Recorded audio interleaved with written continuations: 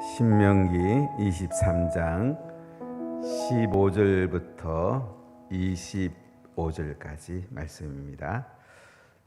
신명기 23장 15절입니다.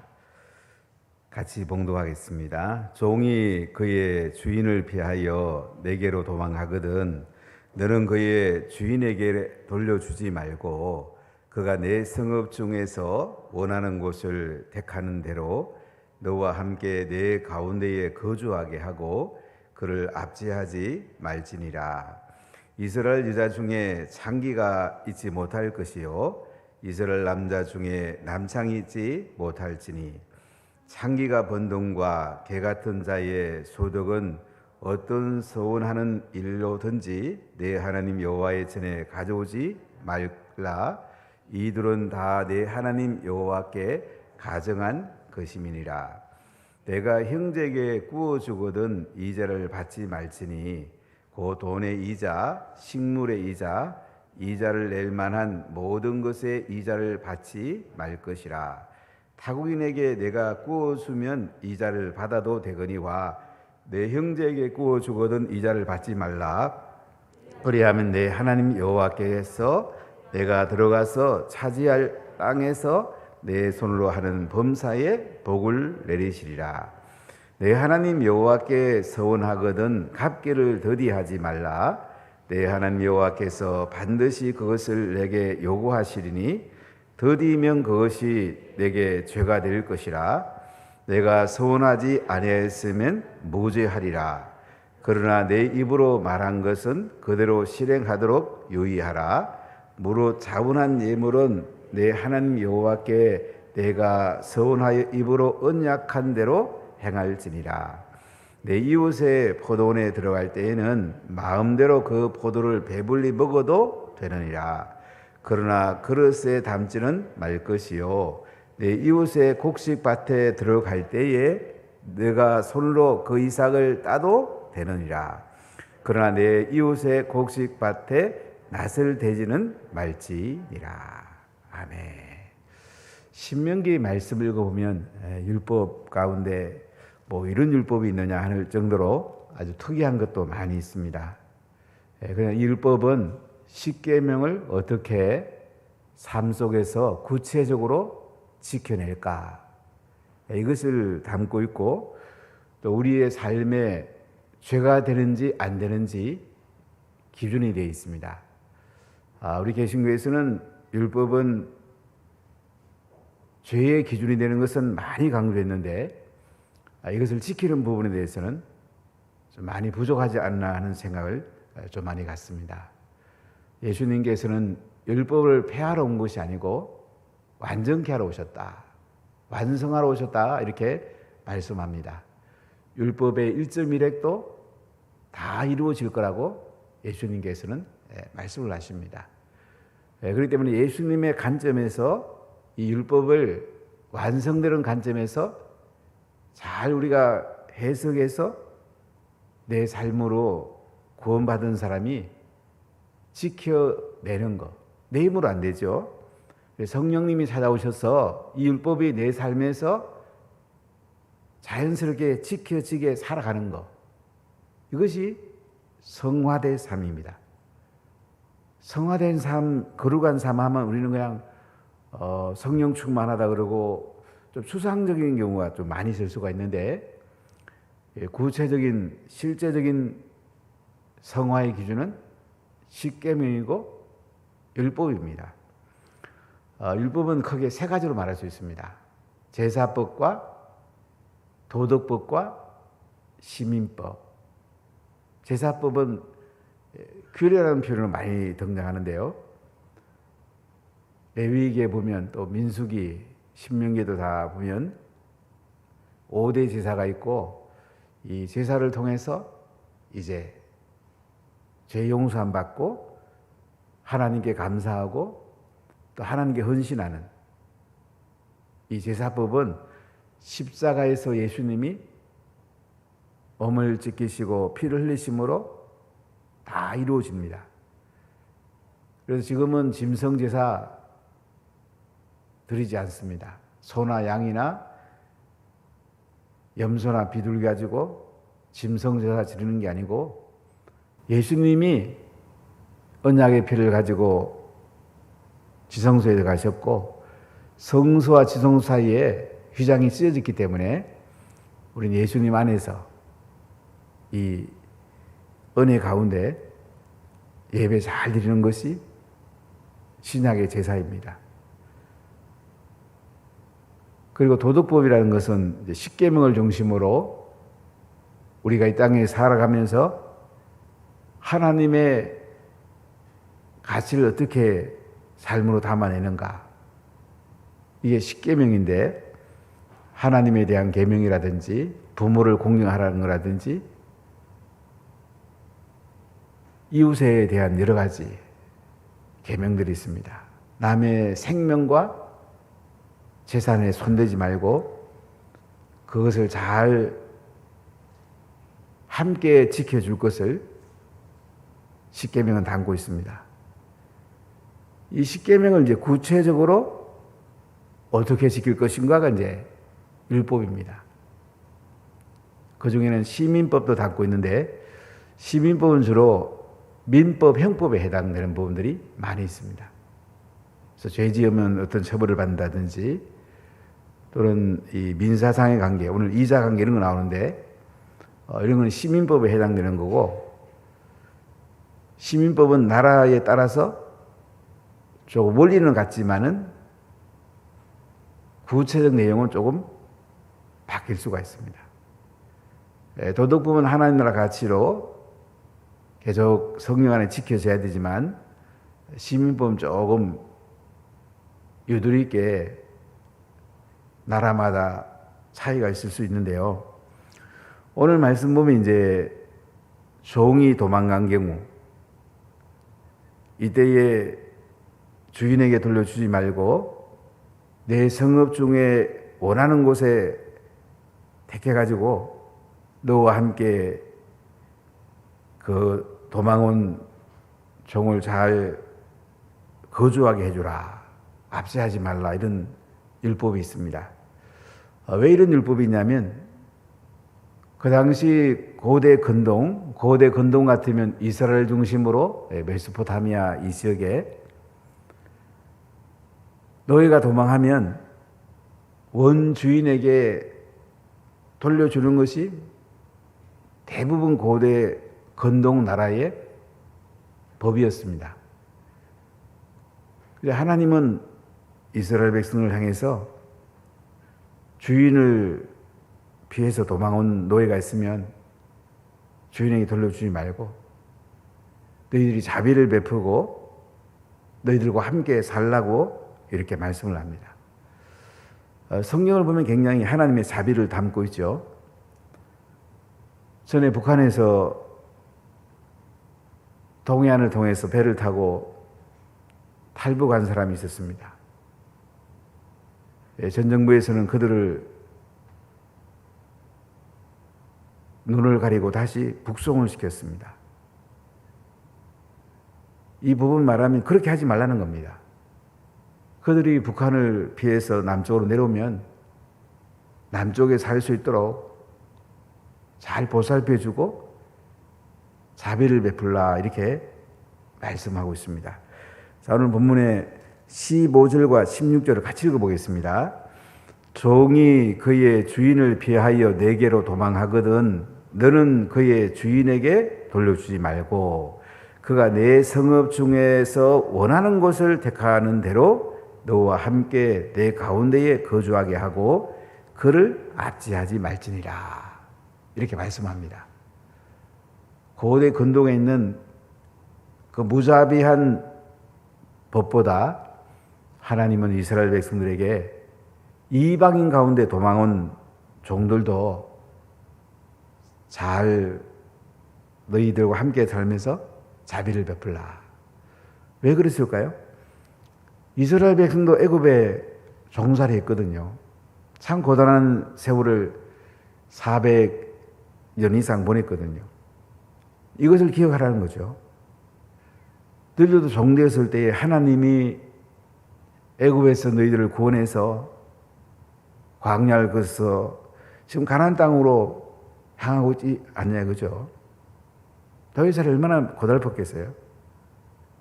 그러니까 이방인 노예들이 주인을 피해 도망오면 주인에게 돌려주지 말고 다른 나라 법처럼 하지 말고 너희들은 그들을 함께 너희 가운데 살면서 잘 보살피주라, 이렇게 말씀하고 있습니다.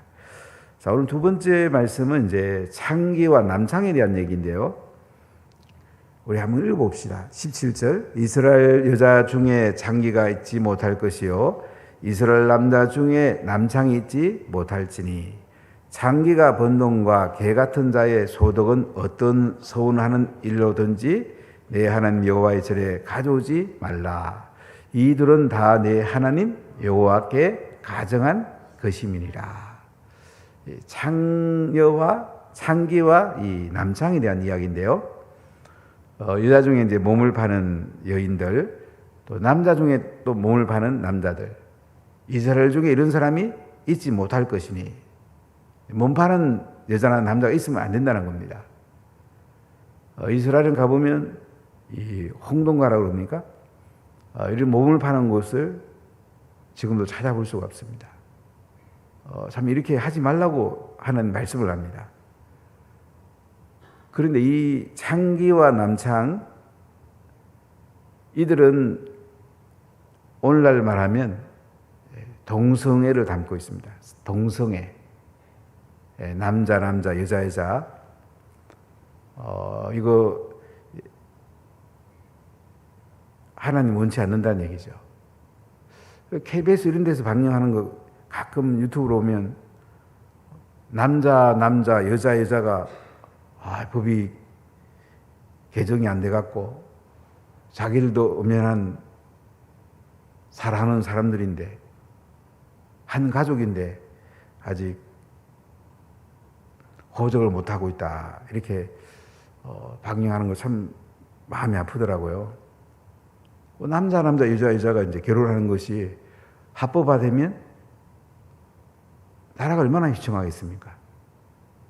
안 그래도 우리나라 저출산율 0.82, 세계에서 제일 낮은 출산율인데 그 다음에 나라가 어떻게 되겠습니까?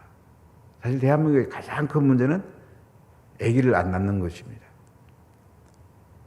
이 동성애에 관한 것이 합법화되면 아주 우리나라는 큰 어려움을 겪을 것입니다.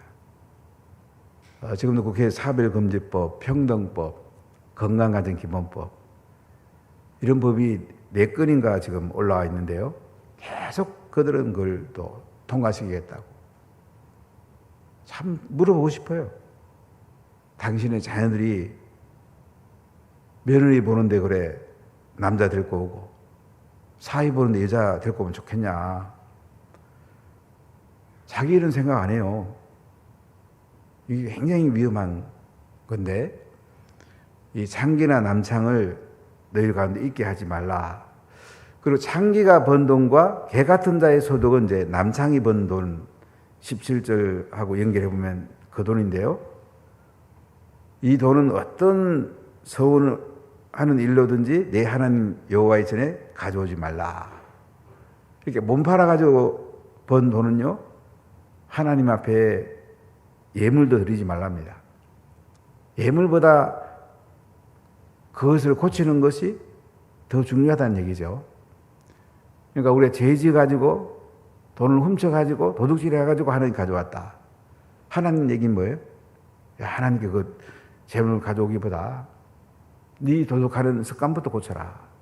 네 몸 파는 것부터 바꿔라. 그 얘기죠. 이 둘은 다 내 하나님 여호와께 가정한 것이다. 하나님이 미워하는 거란 말이죠. 그래서 이 남자 여자들이 몸을 팔고 동성애하고 이런 건 이스라엘 가운데 있어서는 안 된다. 분명히 말합니다. 하나님 동성애 안 된다는 얘기를 성경에서 율법을 읽어보면 수없이 반복합니다. 동성애는 미화해서는 안 돼요. 아름답다고 얘기하면 돼요. 가끔 그 방송에서 동성애를 미워하는 그걸 방영할 때가 있는 것 같은데요.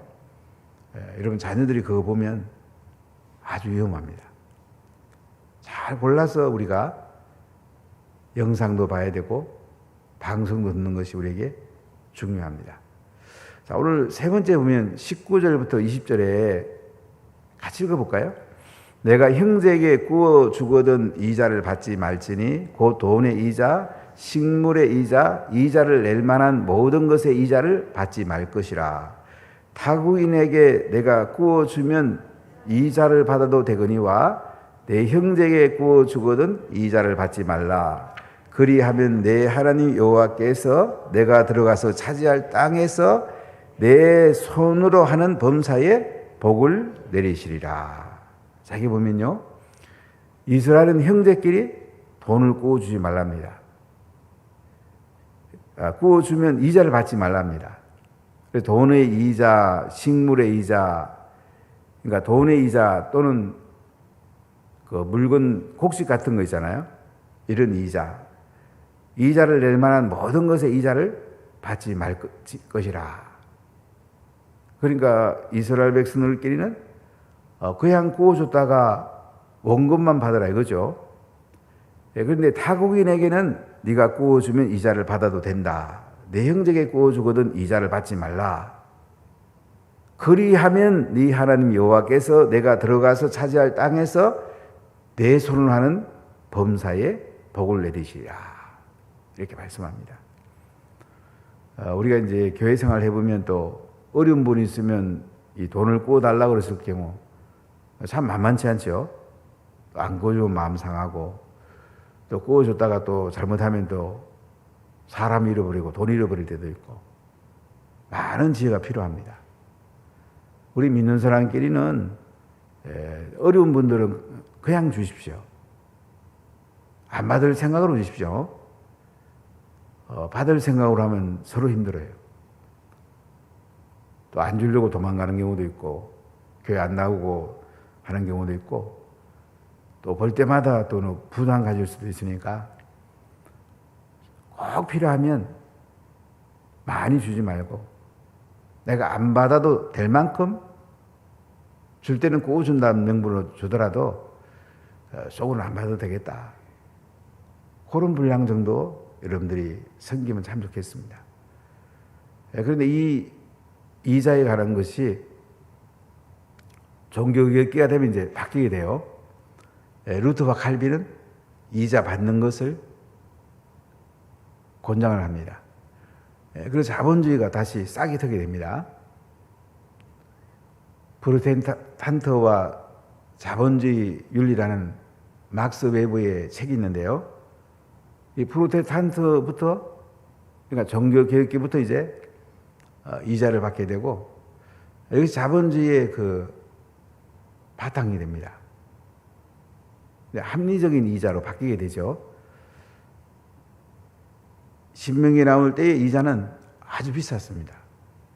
얼마 정도 이자를 그때 받았냐면 돈 같으면 20%에서 25%, 곡물 같으면 33.3%에서 50%, 아주 큰 이자를 받았습니다. 그래서 이스라엘 백성들끼리는 이자 받지 말고 이방인, 타국인에게는 이자를 받아도 된다. 이렇게 율법을 정했던 것입니다. 제가 어릴 때만 해도 굉장히 그 이자가 비쌌습니다. 보통 한 50% 했던 것 같아요.